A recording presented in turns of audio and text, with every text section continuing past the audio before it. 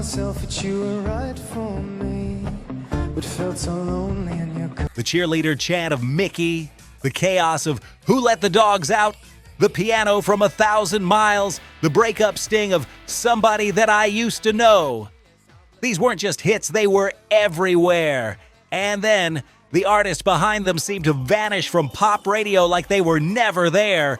Tonight, we're not just replaying the hooks, we're digging into the stories behind 10 pop one-hit wonders that exploded across the world and then disappeared from the spotlight.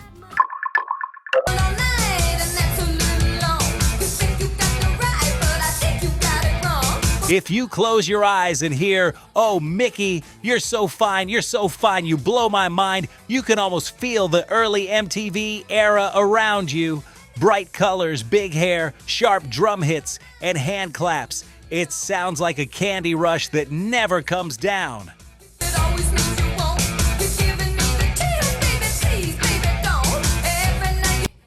Mickey is one of those songs that doesn't just play in the background, it jumps out of the speakers and grabs you by the collar. The chant feels like a cheerleader routine stuck in your head, but under it, there's a tight new wave band, sharp guitars, and a pounding beat. It's silly and fun, but also very precise. Everything is locked in.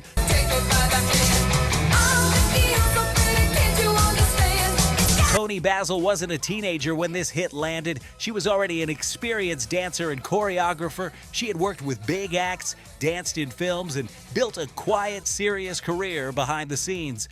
Mickey was the moment she suddenly stepped into the spotlight. For a little while, she wasn't just the person shaping someone else's performance. She was the performance.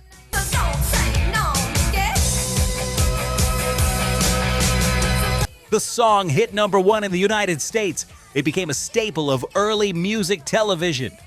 The cheerleader look, the shouting chorus, the playful attitude, it all fit perfectly into the new world of music videos.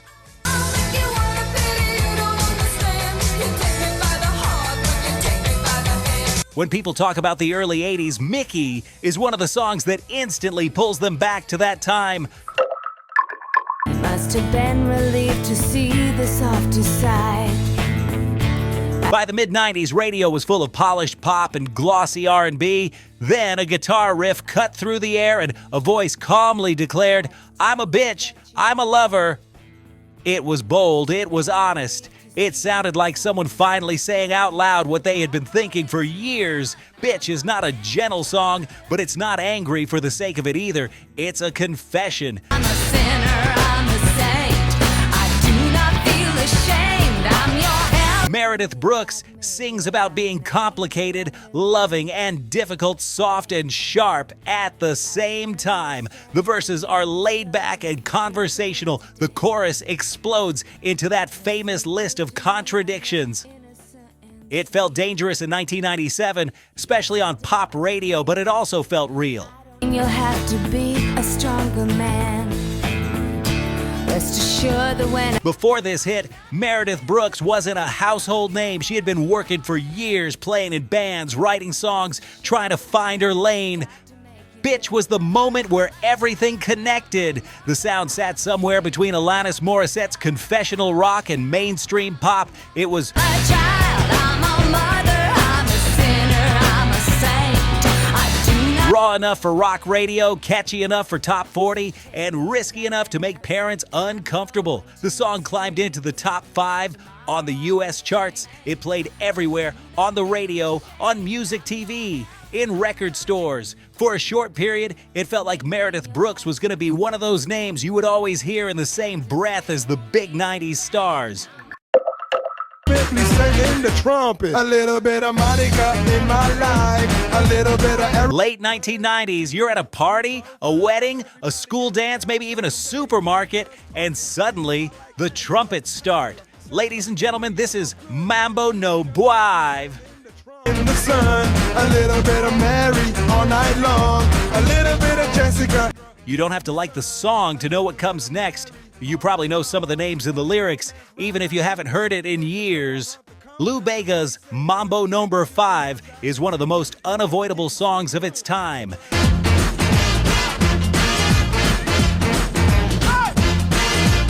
Built on a reworked instrumental by Cuban bandleader Perez Prado, it takes an old-school Latin groove and turns it into a slick pop machine. The horns punch, the beat bounces, Lou's vocal is half-sung, half-spoken like a charming tour guide walking you through a cartoon version of his love life. Jump up and down and move it all around. Shake your hand to the The sound. song was everywhere. It went top 5 in the United States, #1 in multiple European countries, and became a global summer anthem. It worked for kids, for adults. One step left and one step right. One to the front and one to the side. For DJs, for TV adverts, it was clean enough to play in public places, silly enough to make people smile, and catchy enough to drive you mad if you heard it too many times in the same week.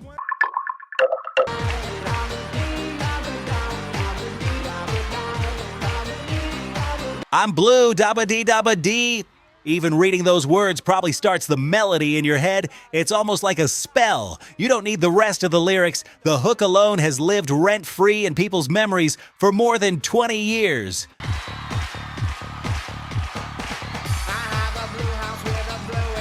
Blue, Dabba D arrived at a weird, exciting moment for pop. Electronic music and Eurodance were breaking into the mainstream. Computers and auto-tune were turning into creative tools, not just studio tricks. Eiffel 65 leaned into that future. The song is built on a pulsing synthetic bass.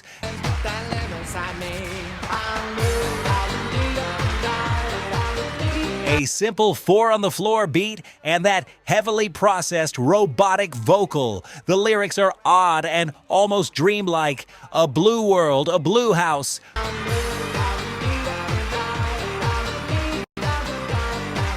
Blue everything. There's a sense of loneliness hiding inside the nonsense, but for most people, the song works on pure sound. That hypnotic chorus, those beeping synths, the strange feeling of something half human, half machine. Across Europe, Blue took over the charts.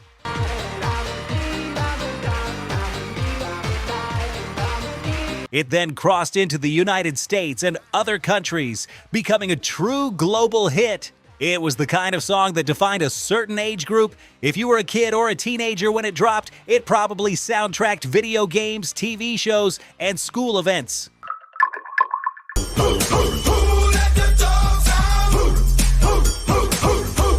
You don't even need the full song. Just say the question, "Who let the dogs out?" and almost anyone can answer with the barked reply.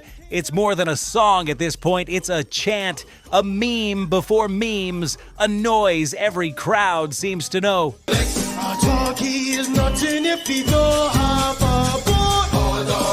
Who Let the Dogs Out has a messy, interesting story behind it. The song was originally written and recorded by another artist, then reworked and turned into the version we all know by Bahamian group Baha Men. Their take pushed it into the global spotlight.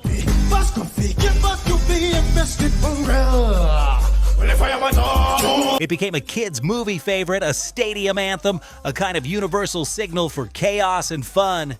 Musically, it's a mix of Caribbean influences, call and response shouting, and a beat made for jumping, not just dancing.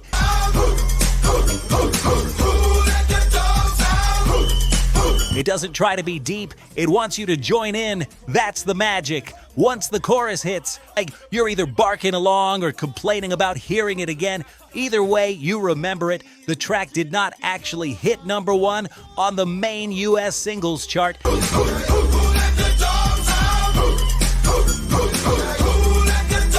But it spread everywhere through movies, sports, and TV. It was one of those songs that seemed bigger than its chart peak. Kids loved it, some adults hated it, many secretly loved it but pretended they didn't. Hey, Pop Lore family. Did you know only 1% of viewers are subscribed? If you love deep dives into pop legends, forgotten gems, and the stories behind the songs that shaped generations, hit that subscribe button right now. And don't forget to turn on LL notifications so you'll be the first to know when we premiere our next video. It's free, it helps Pop Lore grow, and it makes sure you never miss a single countdown or music story. Let's build this community together.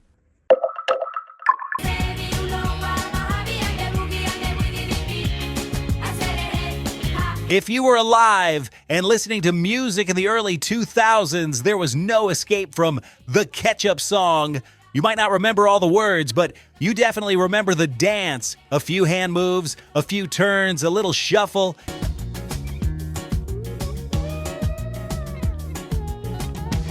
And suddenly, every schoolyard, club, wedding, and beach bar felt like the same party. Las Ketchup were three sisters from Spain, daughters of a flamenco musician. On paper, nothing about them screamed global pop phenomenon.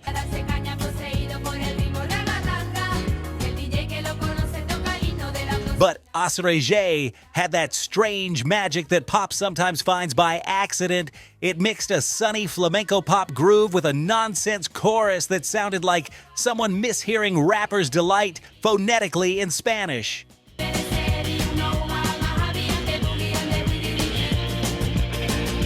It made no sense, and that was exactly why it worked. The song felt like pure holiday energy. You can almost see the plastic cups, the cheap sunglasses, the sand stuck to your feet.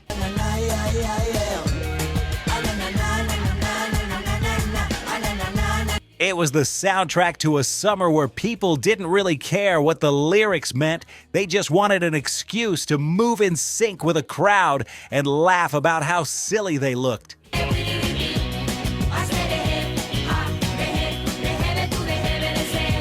For a full year, the Ketchup Song was everywhere. Number ones across Europe, heavy rotation on music TV, kids singing it in school corridors, even if they had no idea how to spell the title.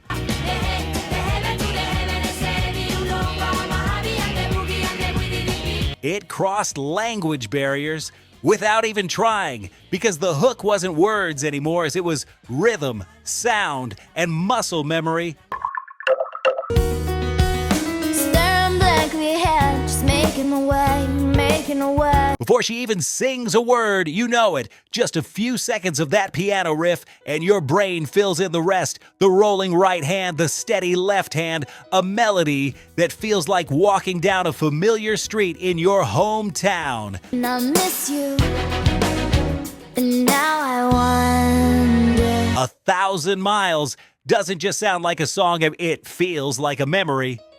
Vanessa Carlton arrived at a moment when pop was dominated by boy bands, teen pop stars, and polished R&B ballads, but she sat at a piano, not in front of a dance crew. 'Cause you know I'd walk 1,000 miles if I can just. There was something old-fashioned about it, yet the song felt completely modern. She looked like someone who had stepped out of a music conservatory straight into TRL.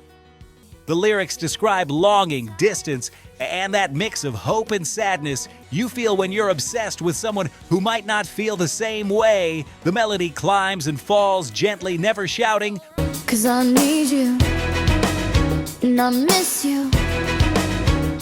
always gliding. It's emotional without being melodramatic. Even in the big chorus, there's a softness, a sense that she's talking more to herself than to the person she's singing about. Radio loved it, TV loved it, soundtracks loved it. Say yeah tonight.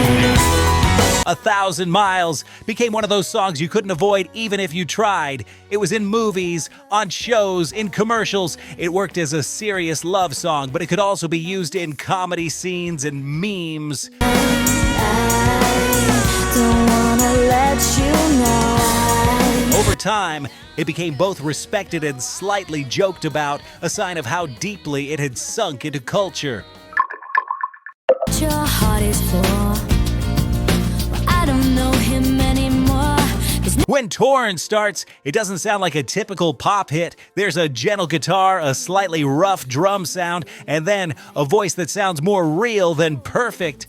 Natalie Imbruglia doesn't sing it like a diva. She sings it like someone who's been crying in the bathroom for 20 minutes. lying naked on the floor. Illusion never changed. And finally stepped outside to talk. The song itself is actually a cover, originally written and recorded by others, but Natalie's version is the one that rewrote the story. She came into pop from the world of acting. I'm already told.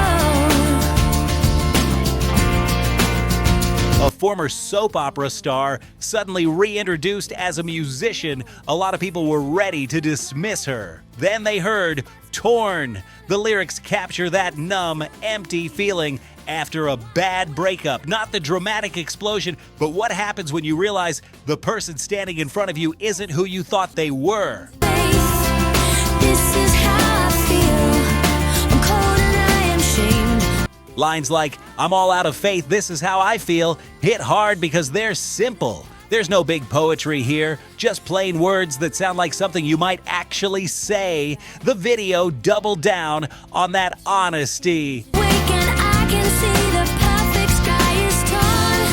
You're a little late. No flashy effects, no huge dance scenes, just Natalie in a plain room, camera circling her as she smiles. I'm all out of faith. This is how I feel. Frowns, shrugs, and sings. There's a loose, almost behind-the-scenes feel to it. You feel like you've dropped into a rehearsal, not a performance. You're faking a smile with the coffee to go. You know a song has truly broken through when it becomes shorthand for a feeling. You don't even have to say the title. You just say, "I'm having one of those days." And somewhere in the back of your mind, that melody starts because you had a bad day. Daniel Powter's Bad Day is one of the clearest snapshots of mid-2000s pop. This is every time, and I don't need no carrying on. It's piano-driven, radio-friendly, and built around a simple idea. What if we stop pretending everything is fine and admit that some days are just terrible? There's something comforting about it. The song doesn't try to fix anything. It just sits with you and nods, saying, "Yeah, that sucked." You need a blue sky holiday. The point is they laugh at. The verses talk about little frustrations, things going wrong, feeling out of place, losing your grip. The chorus is an arm around your shoulder. You sing a sad song just to turn it around. It's not deep psychology. It's closer to a screenshot of a bad mood. That's why it caught on with so many people.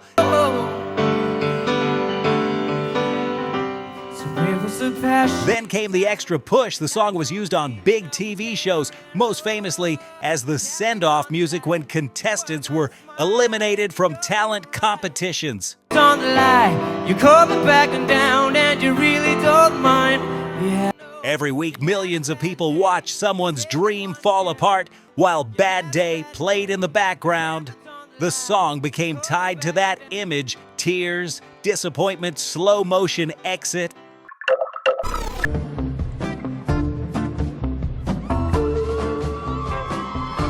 Out of all the songs on this list, this is the one that feels the least like a pop single on paper. No big drums, no massive synth drop, no obvious radio trick, just a strange, haunting tune built around a sample from an old guitar piece. Like resignation to the end. A few xylophone notes, and two voices telling a breakup story from both sides. Somebody that I used to know slipped into the world quietly from a Belgian-Australian artist named goldmine, who had already released music but wasn't a global star. The song built slowly, first in his home region, then You didn't have to cut me off. through online sharing, then through radio as DJs started to notice how people reacted when it came on. The magic is in the details. Goldmaine's verse is almost talk-sung like, So rough. No, you didn't have to stoop so low. someone trying to sound calm while holding back anger. The chorus doesn't explode, it tightens with that bitter line, "Now you're just somebody that I used to know." When Kimbra's part arrives, the song flips. We suddenly hear the other side.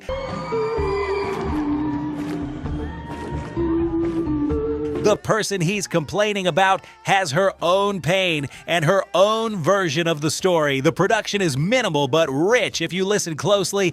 Odd percussion sounds, little pops and clicks, that ghostly guitar sample looping behind everything. And I don't even need your love. You treat me like a stranger. It doesn't sound like a typical 2010s hit. It sounds like something that wandered in from an indie art project and accidentally took over the charts. The journey doesn't end here, pop lovers. Watch this next.